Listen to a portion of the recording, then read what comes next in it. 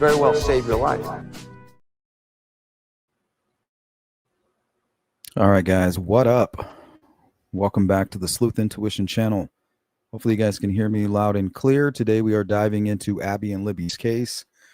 There's been a lot of talk out there on social media about how Richard Allen's confession does not match up with the white van, so therefore it needs to be tossed out.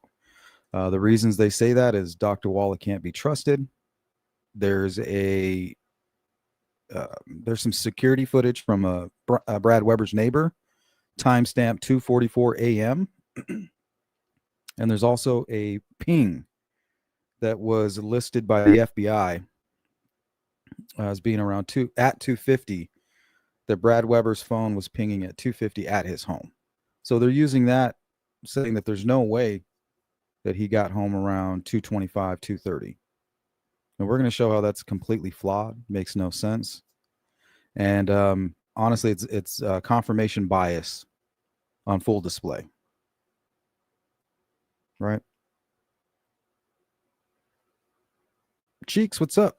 Been a bit under the weather the past week, but I have again rejoined the land of the living. Welcome back.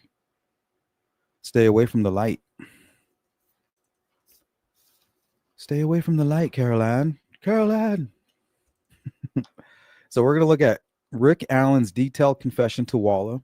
We're going to look at the pros and cons of that. Is it valid? Is it viable? Then we're going to look at that plus Libby's phone data, which matches perfectly with Rick's confession. So these two go hand in hand. If you read Rick's confession, or basically Dr. Walla's court testimony, and simultaneously look at the data that was pulled from Libby's phone, it matches absolutely precisely. Now, people are saying, well, it can't be Brad. For one, I think Osbrook said that he was lingering for 12 minutes and he can prove it. Yet he hasn't showed any proof of that, right? We're supposed to trust him on that. And then we have this security footage from a neighbor of Brad Weber's that says 2:44 a.m. So the fact that it says a.m., it can't be trusted. It's not connected to the internet. It's not connected to a satellite. It's just not reliable. Even if it was precise, let's say it was accurate, and all that was wrong was it needed to be switched from AM to PM, and it was 2:44.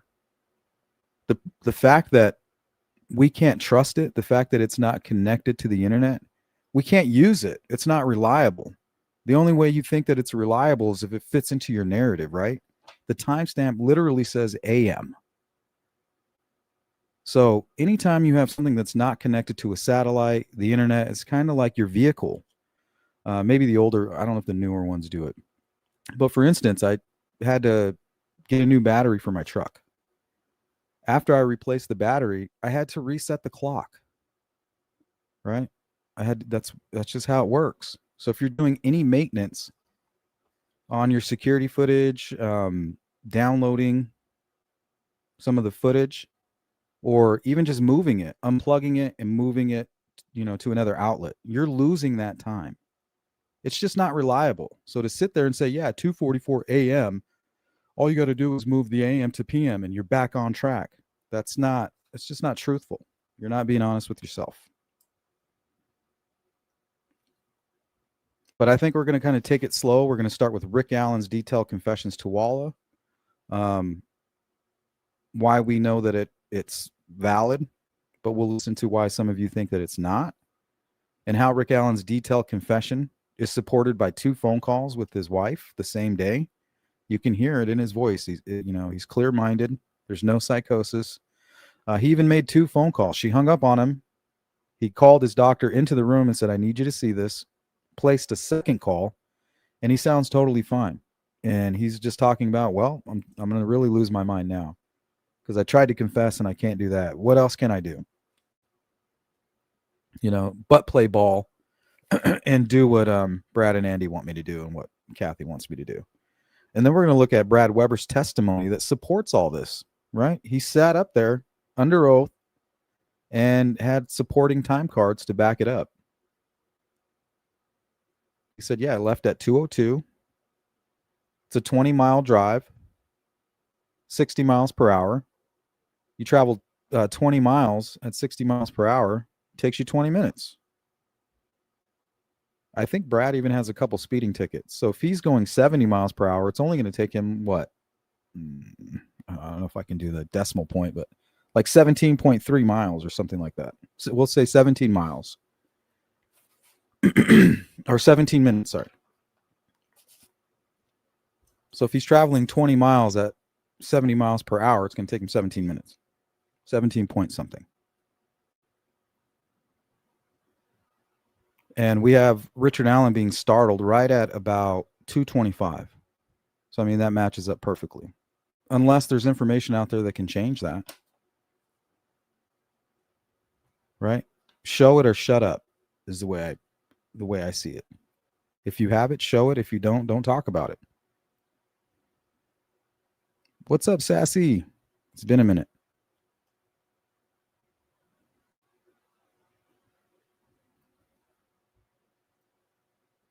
All right, so I think we should get started. How many of you feel like somehow Dr. Walla is part of some conspiracy to feed information to Richard Allen and somehow get him to confess? You know, she did this, some kind of Jedi mind trick on him to elicit some kind of a confession. How many of you believe that? Because all of these people who are denying Richard Allen is guilty, those are the things that they're talking about. They are like, oh, well, Dr. Walla, fuck her. You know, they're like bad-mouthing her. And honestly, if you read the testimony and if you listen to the facts, she was really pro Richard Allen. Right? She didn't like people like me. And she really wanted to help Richard Allen. And I think that she did. I think that it was her help and her care that made it possible for him to kind of snap back to reality. So I think it really is a testament to her and what she was able to do. She doesn't get enough credit for that.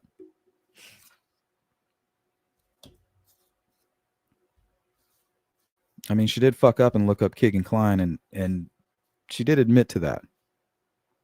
So when anybody can kind of admit to what they did wrong and said, you know what, I shouldn't have done that. It wasn't ethical, wasn't moral. It was out of character for me. I don't know what I was thinking. You know, we all make mistakes.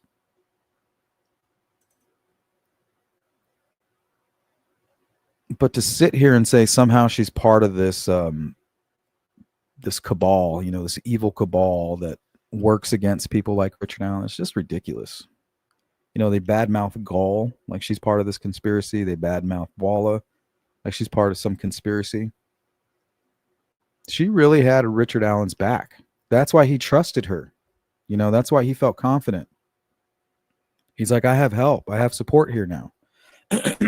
You know, I have a team.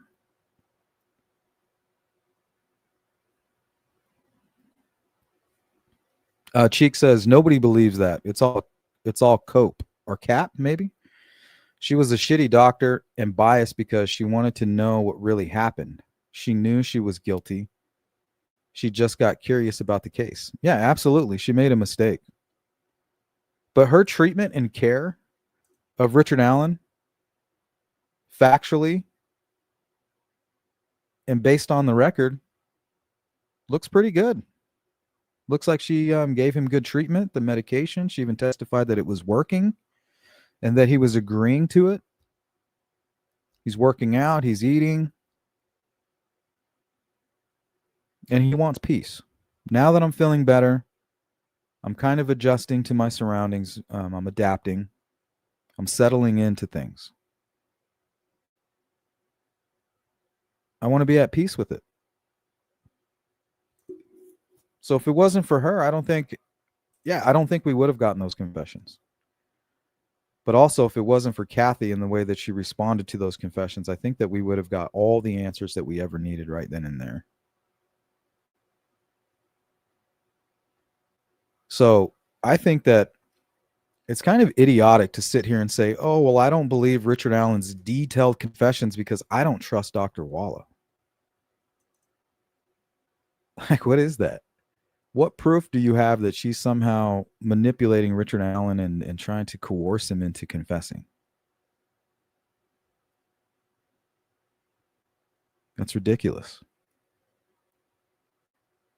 So Dr. Walla would have had, she would have had to have access to Libby's phone data, right? She would have to have it in front of her. And then now that she has all of the details in front of her of what exactly happened, right? These are all the information that only the killer would know, and the those that are closest to the investigation. So she would have to have access to that. Now that she has access to this information, she has to begin feeding it to Richard Allen perfectly. Because the way he describes it in his confession to her, if you put it side by side to Libby's phone data, it matches absolutely perfectly. I mean, it doesn't even divert at all. It's a 100% matches. And people say, oh, well, that's not evidence. Well, why isn't it evidence? Well, because we have CCTV footage put out by Richard Allen's defense team with the timestamp showing Brad Weber coming into the private drive at 2:44 a.m. So why is it light outside if it's 2:44 a.m.? Shouldn't it be dark out? So obviously it's not a reliable timestamp, right? Well, hold it there, sleuth. It is reliable because the FBI has Brad Weber's phone pinging at 2:50. Boom. Checkmate, bitch. So that goes hand in hand with the 2:44 timestamp. Well, you're an idiot if you think that. An absolute fucking moron. There's really no other ways to put it. If you really believe that a phone ping happens when you arrive at a location, I mean, think about what that says about everything else that you've been saying and how flawed it must be. Right?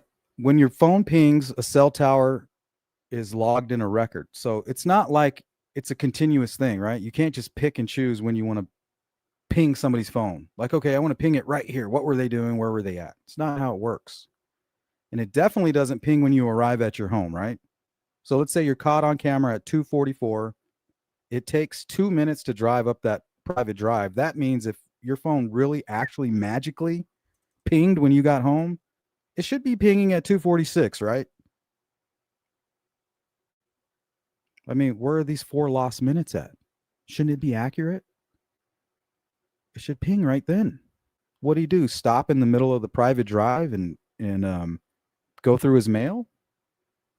Like, do you even run these pieces of information through your mind before you start supporting Richard Allen, a convicted child killer? Oh, his timeline doesn't match up because Brad Weber, we got a video of him 2:44 a.m. and a time ping at 2:50. It's from the FBI. So I support Richard Allen, or at least I don't agree with the official narrative, right? I'm not convinced that he's guilty. There's this ping at 2:50 and this video of 2:44 a.m. Well, first of all, if it's 2:44 a.m., it's not reliable, right? So it could be exactly correct, but you wouldn't be able to rely on it because it's not connected to the internet. It's not connected to a satellite. You don't know when it's been moved. You don't know how many times it's been unplugged. You don't even know if the people who set it up ever even cared about the time. Cheeks, a fucking moron. Absolutely. These people think that a timestamp, or excuse me, you can ping somebody's phone when they arrive at a location. So every time I get home, I have a phone ping that they can grab. Yep, that's proof. 2:44 is accurate. You just got to switch the AM to the PM. We got the phone ping. It matches right. Okay, what was Brad Weber driving like 3 miles per hour? In what world does it take him that long to get from the entrance of the private drive to his home?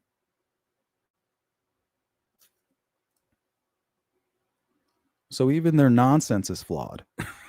It's crazy.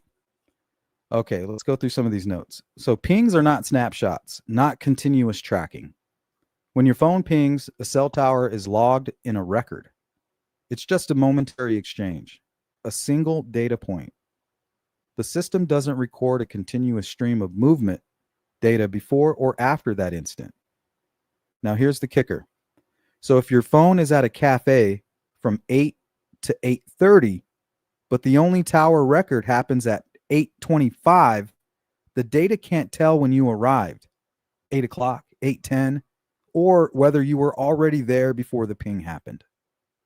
It only proves your phone was connected near that area at 8:25. So the only thing that you get from a 2:50 p.m. ping provided by the FBI and brought up during the trial by the defense is that Brad Weber was there at 2:50. No matter what, his phone was there and connecting to the network at 2:50. That doesn't say he arrived at 2:50, you fucking idiots. All right, let's continue on here. Phones don't constantly talk to towers. Phones connect when you make or receive a call, text, or data session. The network checks your phone's location periodically, which could be minutes or hours apart, or the carrier pings the device during an authorized location request. Right? Your child runs away, parent goes into the police station, says, "Hey, my child has ran away. Can you ping the phone?" Those are specific circumstances that allow you to do that without a warrant, or you get a warrant and you reach out to the provider, the service provider, AT&T, Verizon, T-Mobile, whatever. And you can ask them through your search warrant to ping that phone. But it's not a continuous ping. You can't pick and choose when you can grab a ping. So anybody that's supporting Richard Allen based on a 2:50 p.m. ping, you're dumb. I can't put it any other way. I'm sorry. And that's coming from somebody that's not the brightest.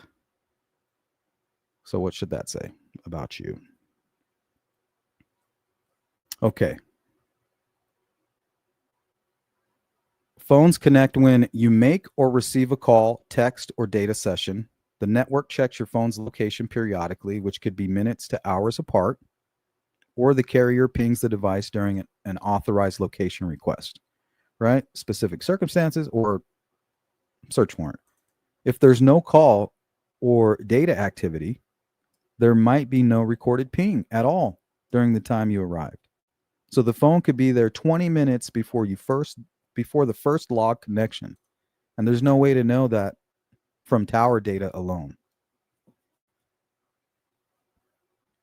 So the ways that they would correct this through their investigation, they would use things like video footage, right? Security footage. Well, unfortunately, we can't use the security footage because we know that the timestamp is flawed.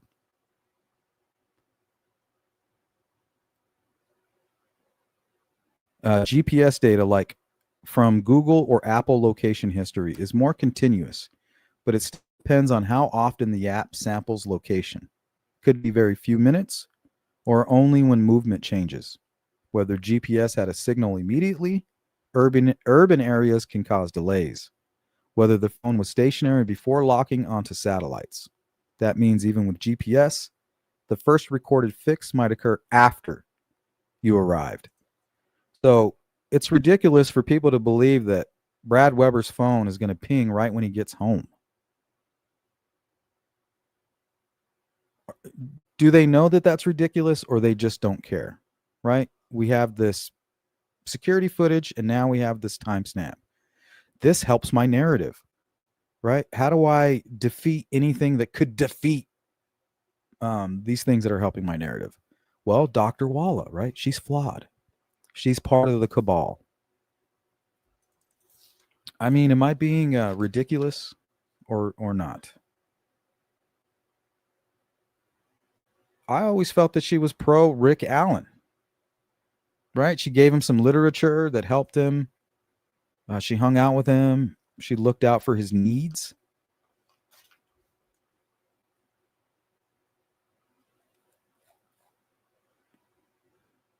Okay, so let's look at something here. Why is my mouse not working? Okay.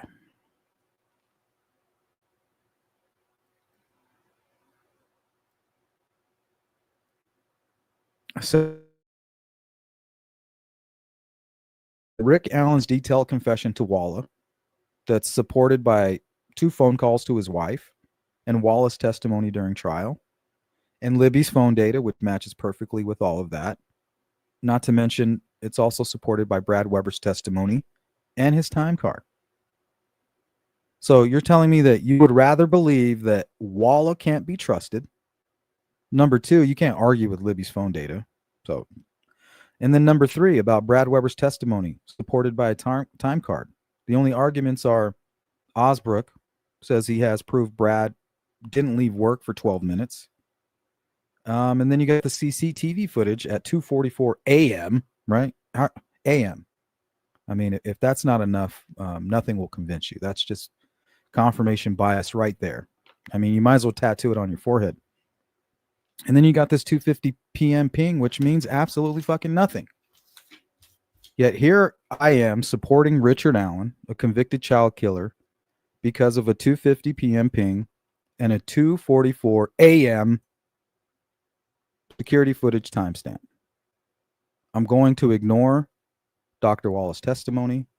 I'm going to ignore Richard Allen's confession, even though it's supported by 2 phone calls to his wife where he's clear-minded. Obviously, he's not under psychosis. And then you have Libby's phone data that just ties it all up with a big bow. Right? Take that bullet on top. It's like a little cherry. Or it's like after you wrap your present and you put the little bow on it, right? That's the bullet.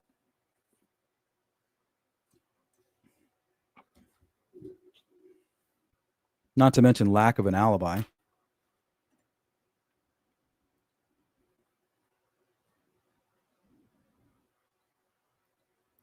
Oh, I don't need an alibi from Rick Allen.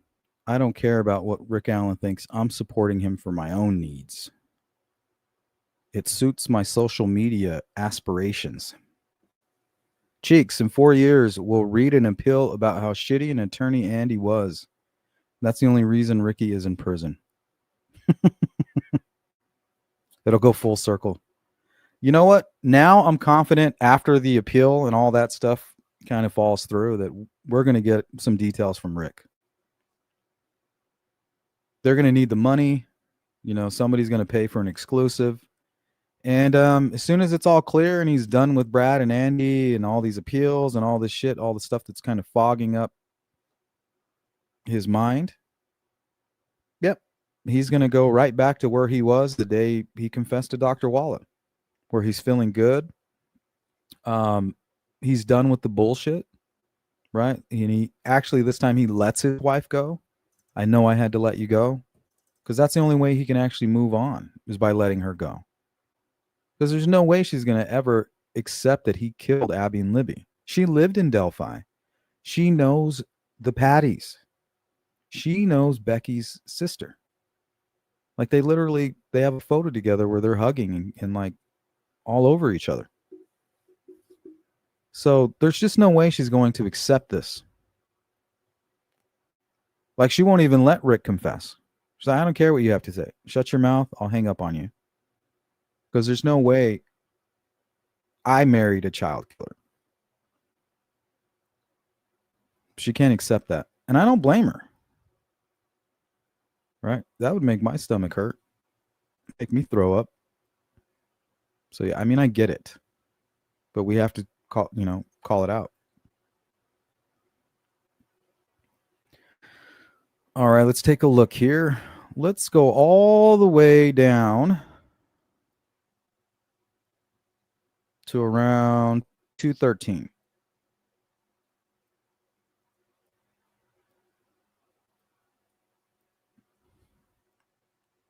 $2:00, 2:05. So we got the location timestamp here. This is actually on the first platform of the bridge, smack dab in the middle of the bridge at 2:05. All right. After taking her photos, it looks like she shuts it. Screen off, phone locked. Okay. Now we know that the video is timestamped at 2:13. We have her location on the south side of the bridge. This one actually right here isn't anywhere near the bridge. This is actually near the Marathon gas station and closer to Rick Allen's home. But if you notice here, this is a reduced or low accuracy data. So that's why it's way over there. And then the one that's actually more accurate puts them right on the south side of the bridge. So So we got full coordinates here. Notice how the numbers are shorter here. Missing some identifiers there. Okay.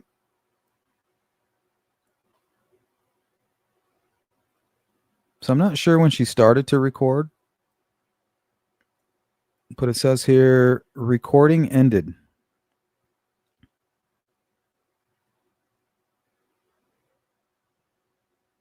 2:14 and 34 seconds.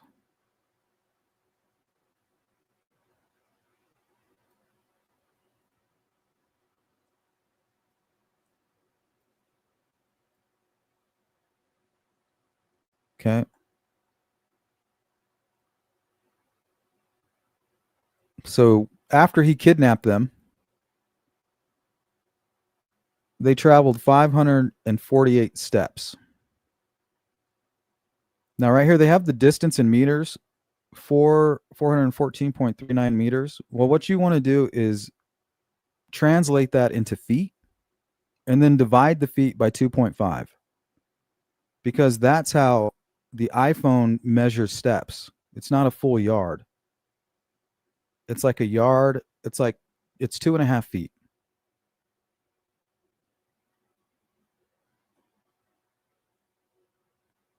So that's what this is, 548 steps, each measured at 2.5 feet.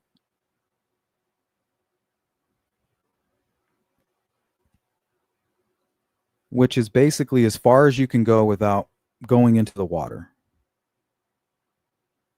You're backed up all the way into that corner. The only thing you can do now is either run back towards the bridge, but there's a killer there, or cross the creek. So that's 548 steps.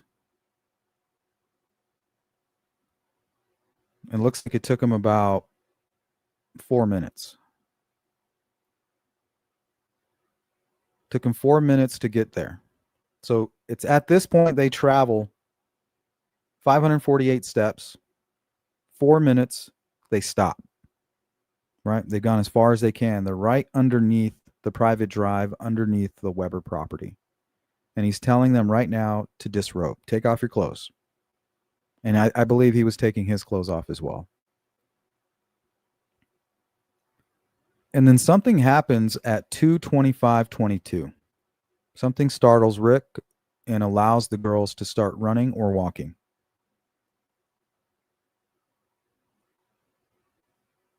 Now, it looks like there might have been something going on. Maybe there was a struggle in the water.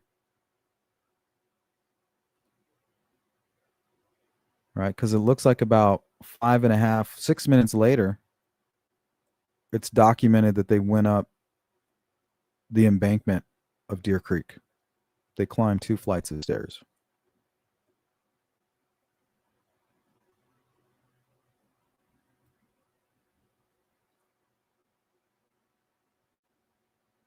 Look, screen on.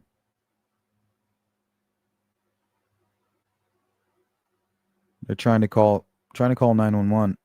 They clicked it on, trying to access the phone. 2:32, movement stopped. Right? So they're running and trying to access the phone at the same time. Rick catches them right here at about 2:32, 2:33, screen off. Probably shortly after this, he committed the murders.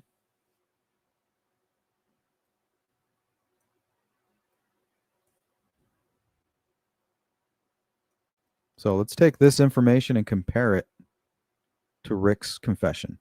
So you would have to believe that Dr. Wall is part of this huge conspiracy and that she had all of this phone data while treating Rick Allen and just slowly feeding it to him and manipulating him and getting him to make this very detailed confession. So not only did Rick have to have detailed information, Dr. Wall had to. She had to know about the box cutters, things like that.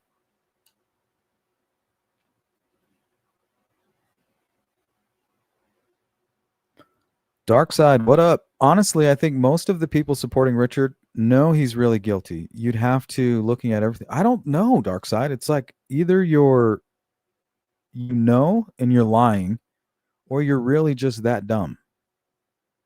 And the more I talk to these people, the more I think is they're just dumb. They don't know anything about how phone pings work, the accuracy. They don't know. It's like they just don't do any research or try to educate themselves on any of this. They're easily manipulated, right? Anything that the defense puts out to counter this official narrative that's used by facts, all we're doing is stating facts here. None of this is speculation. But to explain it away, what do you have to do? You have to speculate. Oh, well, I speculate that Dr. Walla is a piece of shit and she's part of this, right? Her and Goal are in on it together. She fed information about the white van to Rick so that he would confess to it. So in their mind, that's more likely because that's really the only way they can make their narrative fit. And somehow phone pings happen the second that you arrive at home. I don't know what kind of an idiot ever believes something like that. That's ridiculous. Like, it's frustrating to try to fathom that, guys. So I apologize. But that's the worst of it. I'm supporting Richard Allen because the defense pointed out a 250 ping from Brad Weber's phone at his house. Well, no shit. He's been there since 2:30. His phone should be pinging at that time. Ridiculous. Miss Doglover, what's up? Yeah, he is a disgusting pedo. The only question for me is, did he do it alone? Right? He absolutely gave a detailed confession to Dr. Walla, and you're an idiot to think that she's part of some conspiracy to get him to make that confession. Because in order to do that, she had to have all of Libby's phone data. Somebody had to give that information to her, and then she had to spoon feed it to Rick Allen when he was eating his own shit. At what point does he download this information? And this is what people are telling themselves. I'm supporting Richard Allen.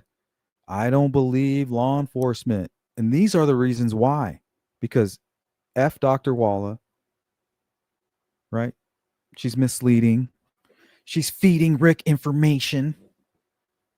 Like, how stupid is that? You have nothing to back that up. Now, if you do, I will gladly change my trajectory at any point in time. Probably uneducated. Yeah, when it comes to the case, absolutely. But it's more like willing ignorance. You know what I mean? I don't want to educate myself. I don't want to truly find truth. I just want to hang out on social media with these guys, right? It's fun. It's fun when we talk about this. I don't really want to know. I like it when my narrative fits. It's more fun to feel like you're right than it is wrong, I think. And most people don't even know where to begin to start their research. Oh, there's a 250 ping that was listed by the FBI. That means that Brad Weber was home at 250. He got home at 250, right? Because everybody knows when you get home, your phone pings. You didn't know that? You didn't know that when you get home or when you get to your destination, the second that you arrive, there's a ping on that they can grab. It tells you about everything about your location and timing of that location. To a certain degree, right? There's people that believe that. Imagine how silly that is. When Brad Weber got home, his phone pinged immediately. Right at 250. Ping. Well, you would think that. You would say some stupid shit like that if you wanted to put your bias on display, right? I need to make this 244 security footage timestamp, which says AM, by the way. I need that to fit. I need that to prove that Walla was lying, Rick was coerced, and that Brad Weber is full of shit. They're all in on it together because I love Rick Allen. I love him. He's bae. He's a good man. And if Kathy wasn't such a strong woman, I would go in there and swoop him off his feet. That's how great and magnificent Rick Allen is. And why is that? Because there's a 250 time or a 250 ping and a 244 AM timestamp on a video. I'm going to totally ignore everything else. Oh, and Dr. Wallace full of shit.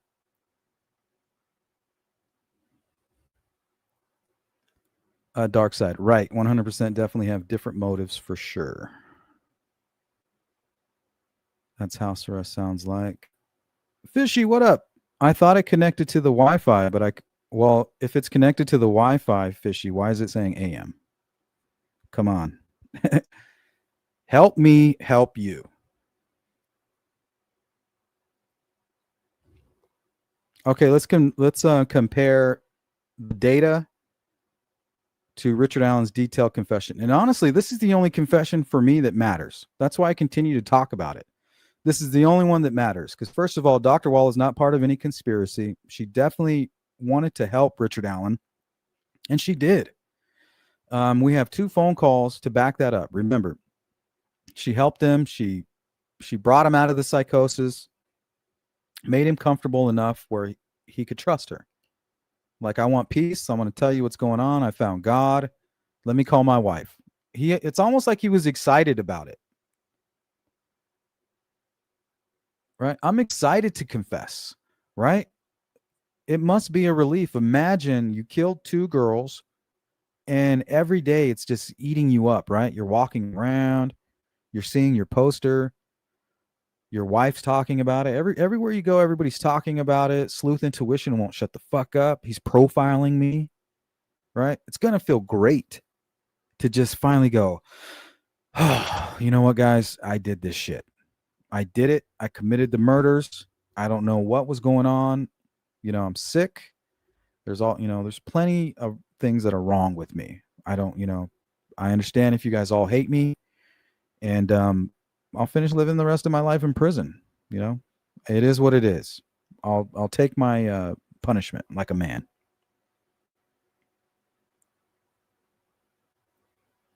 Fishy, I don't know. I just got here. You don't know that if a timestamp says AM and it's PM, that it's obviously not connected to a satellite? I just don't understand why nobody that's supporting Rick Allen can concede to that. Like, you don't address any of the facts, and you use shit like Brad Weber's 250 timestamp as if your phone pings when you arrive at your location. That's the most ridiculous thing I've ever heard. So I think it's better that we focus on the facts, because it's pure speculation that Dr. Wall is part of the conspiracy, right? That's ridiculous. That's dumb. Unless you have something to back it up. Okay, what did he tell you? Wallace says, so he said he wanted to confess to his crimes and went on to tell his story. He reported seeing his parents the morning of the crime. He stated he was supposed to go eat with them, but opted to get himself a 6-pack. He reported drinking 3 beers and then finishing the rest later. He stated, I bundled up. Once on the trail, he stated, I laid in wait. Right? The bench, probably. He reported seeing the girls and following them to the bridge. He mentioned doing something with his gun and stated, I think that's where the bullet fell out. And then he said, I ordered them down the hill. He stated his intentions were to essay the girls and mentioned he thought they were older than their biological ages. See, this part is bullshit. He may have known who they were specifically. This is what psychopaths do. They leave out the details that paint them in a bad light, right? They tell these like a 90% truth or a half truth. So he's like, kind of like when Keegan Klein says, oh, I didn't know that I had 3-year-olds and bestiality on my phone. That's not me.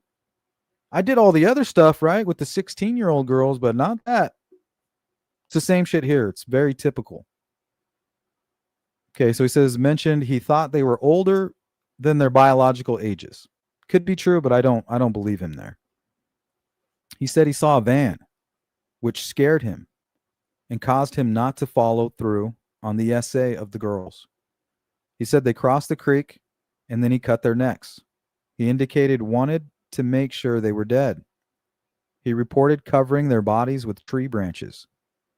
He said he exited the area by keeping off the trail as to not be seen. He said he returned to his vehicle, which he parked by a nearby building. He stated he managed to continue living his life after time passed by and hadn't been caught. So this right here matches perfectly with Libby's phone data. In order for Dr. Walla to feed this information to him, she would have to have all of that. And at what time does she feed it to him so precisely? Like, she must be really good at her job. No wonder why they hired her to get him to confess, right? Because, I mean, he just went right down the line perfectly, matching it to his timeline.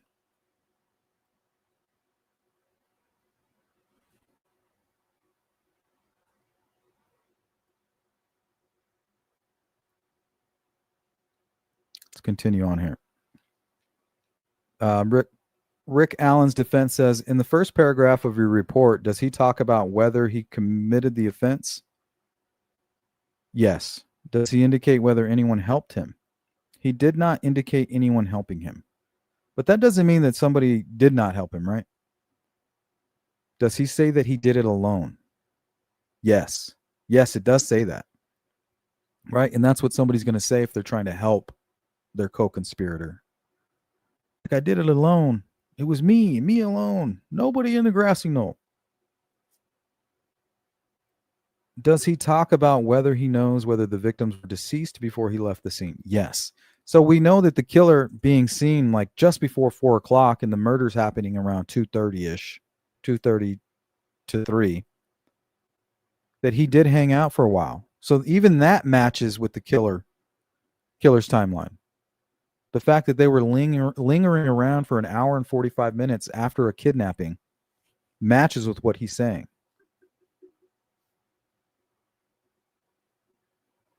Does he speak about the age of the victims? He reported thinking that they were at least 18 or 19, right? So when he's confessing to Dr. Walla, he doesn't want her to look at him as a child molester. But that's exactly what he is. So that's why he gives her the age, the youngest age of an adult, right? I didn't attack them because I'm a pedophile. I'm at the very least, I just wanted to sexually assault, right? I'm not a sexual assaulter and a pedophile. So he didn't want to be two things at the same time. So he's trying to get her to see him as a victim, as not such a bad guy. Maybe not a victim, but not such a bad guy. Does he give any other indication as to why he may have killed them? He talked about being selfish all his life, also being a coward. So when he got scared, he took their lives in order to preserve his own.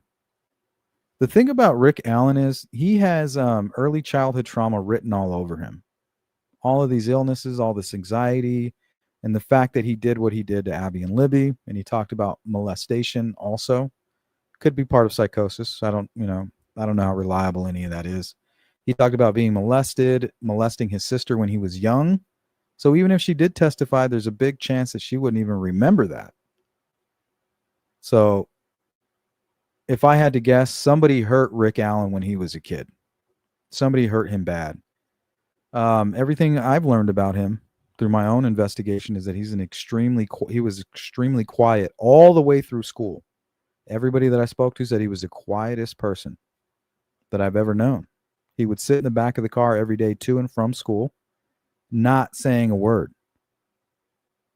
Now, if we go to those videos where these child predators are coming out and publicly explaining their techniques and their tactics and their targeting methods, they basically explain that, somebody coming from a broken home, adoption, low self-esteem, no friends, very quiet, sticks to themselves. That's what the predator is looking for. He's looking for a Richard Allen. So I feel like somebody, when he was a kid, targeted him. And those are the things that we're going to learn when he starts talking. I think he's going to point out some people in his own family that may have hurt him. And I think it's important that all comes out. That's a big part of the recipe to this disaster, right? Early childhood trauma mixed with personality disorders, damage to the frontal lobe, things like that. It's like a recipe.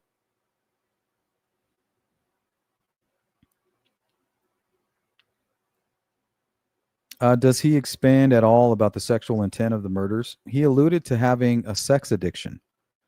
So, what does Kathy have to say about this? What does that mean, a sex addiction? To me, that's the Keegan Klein stuff, right? Like, I have a sex addiction. If I wasn't over here messing with Keegan Klein and trying to get all this CSAM from Kagan, I would have never been. I would have never even known who Abby and Libby were. I would have never been able to target them. That's what I feel is going on here. Is his sex addiction tied to his email address that we haven't seen yet? Where's the sex addiction? It's there somewhere, right? Maybe on a burner phone, on a laptop we don't know about, something that he left at work, connecting to the McDonald's free Wi-Fi. Sex addiction. If this is something that his wife knows nothing about, to me this kind of points to the Keegan Klein stuff. Right? If I wasn't over here fucking with Kagan, this wouldn't have happened. And did he give some background on that as well? A little bit. He said he didn't think he was molested as a child, but admitted to molesting his sister as a child. See, his sister, if he's a child and she's his younger sister, usually when that happens to you at a young age, a lot of times you don't even know it. You forget about it. It's like a repressed memory.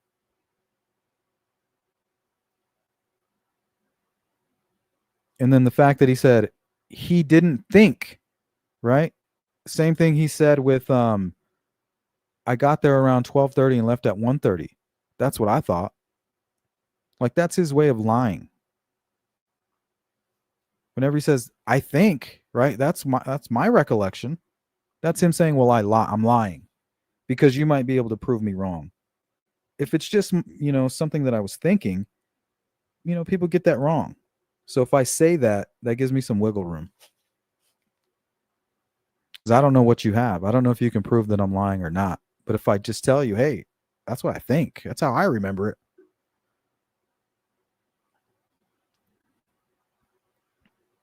He reported viewing Playboy magazines and other sexual explicit materials, as well as experimenting with both male and female children his age. And he said he felt that's where the problem began. So experimenting with both male and female. So what I'm reading here is maybe an older male was maybe more so experimenting with him. The way that translates for him is doing those things with the female interest. Experimenting with both male and female. So I feel like whoever molested him might have been a male. And he says his age.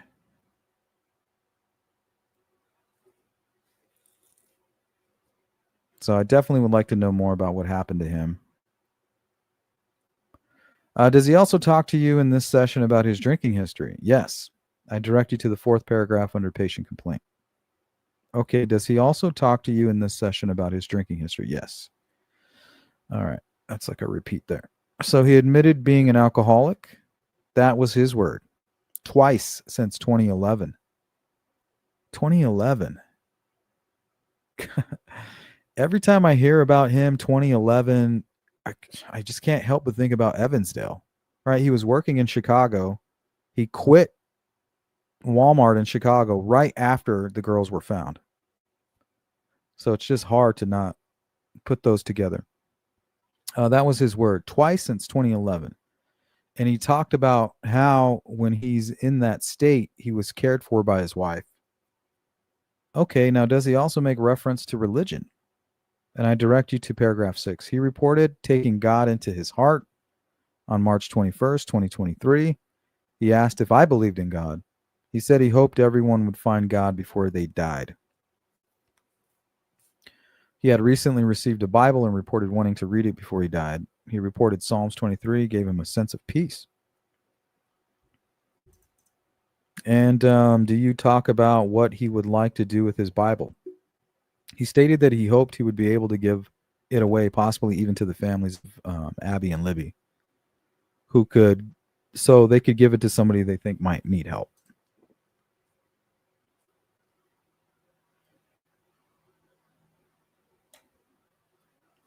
Okay. So if you're saying F goal, F Dr. Walla, and then when I ask you why, you say because Brad Weber phone pinged at 2:50 p.m. You're a fucking idiot. I just want that on the record. Yeah, exactly, Miss Doglover. Define sex addiction.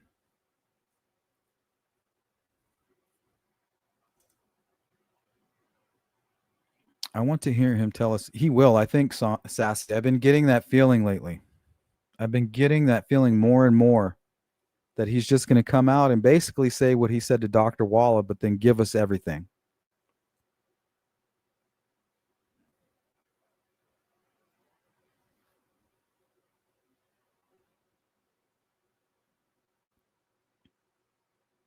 It's a good question. How do you do it? What is a sex addiction? I figured that might be like porn, masturbation, um, maybe just nonstop sex, beyond what your partner is wanting. But when it comes from Richard Allen, to me, I get Kagan Klein vibes. I feel like that's what he's talking about. Dark Side, yeah, it definitely seems unlikely both them boys were up so early that day, KK and Richard. KK was up at 8 a.m., logging in the Anthony shots to 2 burner phones that haven't been located. That could very well be the phone that Rick Allen had in his hand. And together, they could have simultaneously been stalking these girls or even the entire friend group, right? All they needed was to get some victims across that bridge. And it looked like Abby and Libby were being set up. They downloaded those photos from Instagram.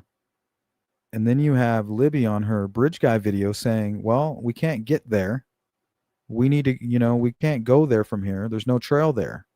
So what is there? Where are they trying to get to? If I had to guess, they're trying to get to the location that's shown in those photographs that were downloaded from Instagram.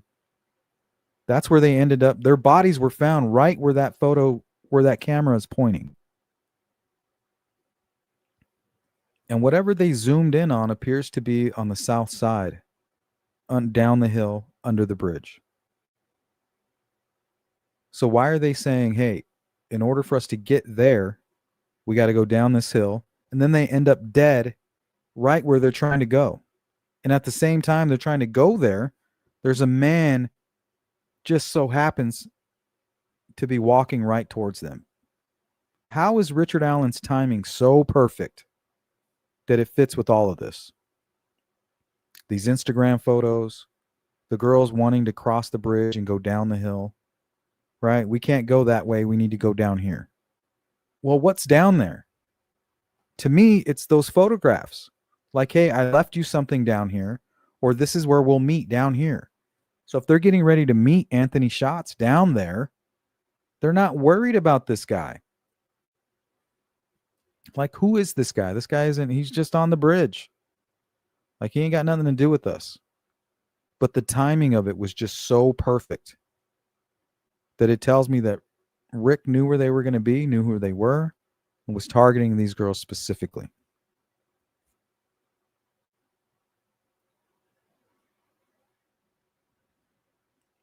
Yep, he has to let her go. I knew I had to let you go. Then she hangs up on him. Right? Hey, Dr. Walla, I tried to confess to my wife. She won't listen to me. Can I call her back? And this time I want you to stay in the room, right? So you understand. Okay, go ahead, call her. I'll stay right here. Calls her. Do you still love me, Kathy? Do you still love me? I did it. I just want you to know that I did it. I just want to apologize to the families. I just want to be at peace with it. She's like, no, you didn't. Don't you ever say that again. They put something in your food. And then he says, well, there's somebody with me here. And he's talking about Dr. Walla. Like, she's here with me.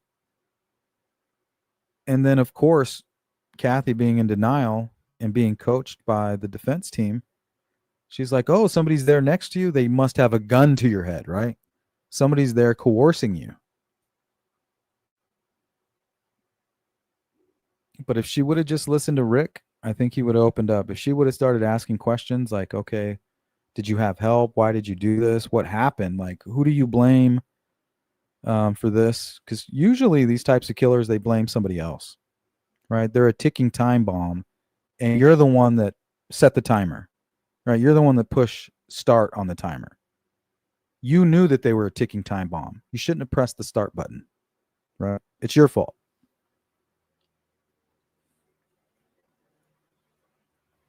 Yeah, it looks like they were trying to call 911. They almost got away. There may have been a struggle, right? Maybe both of the girls knocked him down in the water and made it up over the edge. And that could have been why he was so mad. That could have been why he was so mad. They kind of, maybe they doubled up on him and kind of got the better of him in the water. They were able to make it through the water and up over the edge. And he was just so mad that he was wet, cold. He was afraid that he was going to go to jail. His wife was going to find out. He just started slicing. And that's why we see all the violence. We see the violence with one because that's him just after crossing and being frustrated and mad and angry, having to chase these girls. And then what happened to Abby is him trying to figure things out and making the decision to execute her is basically what he did. But moral of the story is, if you're denying the official timeline of Richard Allen that he confessed to, right? He confessed to Dr. Walla. Dr. Walla is not part of a conspiracy. You're stupid if you say that. There's nothing wrong with her. She was very pro Richard Allen. She supported him and helped him quite a bit, even to the point where he thought he could finally have peace of mind, right? So we get the best confessions when he's at his best, and then he deteriorates immediately because the one person that he thought was either going to dump him or accept him just totally denied what he was saying as false, as being some kind of a delusion. So that's why we are where we are, right? We're going through this appeal because Rick can't confess to Kathy. That's it. So once that doesn't matter anymore, we're going to hear everything. And then all these idiots who are talking about a 2:50 p.m. ping from Brad Weber and some CCTV footage from Brad's neighbor that says 2:44 a.m., right? Let's just ignore that. So when you see those idiots supporting a child killer and using it to attack law enforcement, I don't give a fuck about law enforcement. They did a shitty job. I'll say it all day. That has nothing to do with the guilt of Richard Allen and the validity of Dr. Wallace's testimony. And a 2:50 p.m. ping from Brad Weber, your phone doesn't ping, idiots, when you arrive at a location. So there's no way that that's validating or supporting the timestamp on the neighbor's CCTV footage of the white van. That's ridiculous. Ziggy, thank you. Thanks for sponsoring today's live stream. Thank you so much. I really just thought you were trying to tell me that was factual. Shame that another, what's up, DP? Shame that another waste of money is going to be spent on an appeal for this creep. Wish he would just shut up and do his time, and that goes for his clueless wife too. Well, he's definitely not going to shut up. Once the appeal and all of that is just a piece of history for him, I believe he's going to talk. I think he's going to talk. I think he's going to explain everything.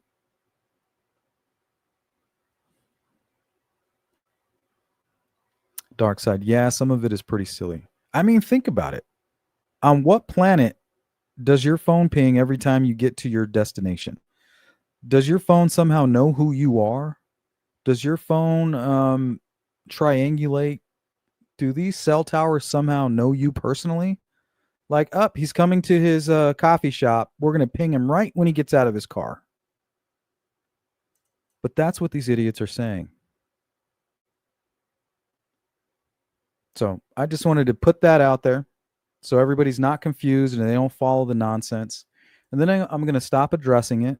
I'm going to block a few idiotic content creators, and I'm going to act like they don't exist. And then we're going to continue covering true crime factually and without all the weirdness. We'll be making those changes, and we'll be making our own,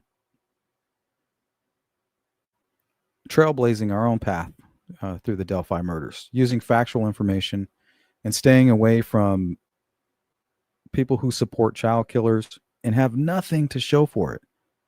Right? It's disgusting.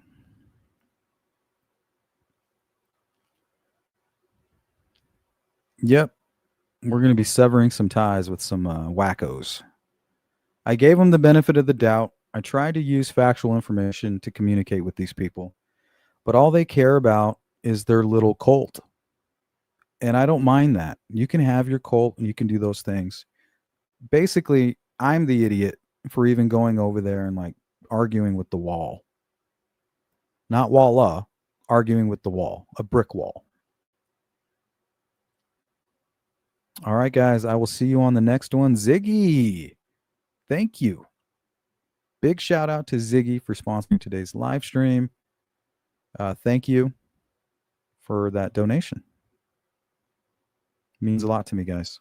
All right, I'll see you again a little bit later. I got something lining up for you.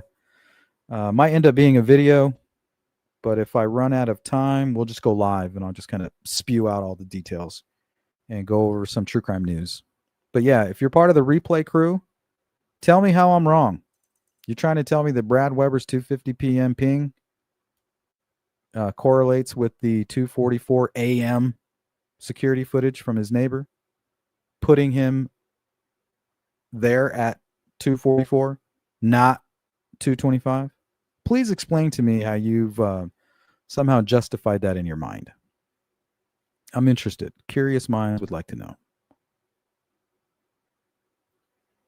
All right, Dark Side, Ziggy, DP, Sassy, Fishy, Cheeks, Charlotte, good to see you. Melissa Wildcard, me, myself, and all of you in the replay crew. If you need to get a hold of me, hit me up, sleuthintuition@gmail.com. And for you 2:50 p.m. pingers, you already know. You already know what time it is. Peace. I rest my case.